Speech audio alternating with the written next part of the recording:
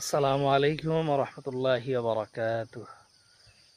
সম্মানিত দিনী ভাই ও বোনেরা, আজকে এই সুন্দর মনোরম পরিবেশে এই সকালবেলা আপনাদেরকে একটা বিষয় বলতে চাই। এটা হলো যে আমরা যারা সলাৎ পড়ি, বিশেষ করে ফজর আর ঈশা, এই দুইটা সলাতের গুরুত্ব আল্লাহ রাসূল সাল্লাল্লাহু আলাইহি সাল্লাম এত সুন্দর করে বলেছেন যে আমরা এই দুইটা সলাতের গুরুত্ব যদি বুঝি বা সলাত আদায় করি, তাহলে এত পরিমাণ নেকি আছে যেটা মানুষ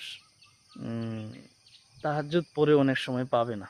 কারণ একটা মানুষ কন্টিনিউ তাহাজ্জুদ পড়ে না সারা বছর, কিন্তু ফজর আর ঈশা এই দুইটা জামাত যদি কেউ ধরে রাখতে পারে, বাকিগুলো তো পড়বেই, বিশেষ করে ফজর আর ঈশা এই দুইটা যদি পড়তে পারে, আল্লাহ নবী সাল্লাল্লাহু আলাইহি সাল্লাম বলেছেন যে মান সাল্লাল ঈশা ওয়াল ফাজর ফি জামাআতিন কানা কা কিয়ামিল লাইল। কেউ যদি এশার এবং ফজর এই দুইটা সলাৎ জামাতে পড়তে পারে, তাহলে সে সারা রাত যে ঘুমিয়ে থাকবে, এই ঘুমটা তাহাজ্জুদের নেকি হিসেবে আল্লাহ লিখে রাখবেন ফেরেশতাদের মাধ্যমে।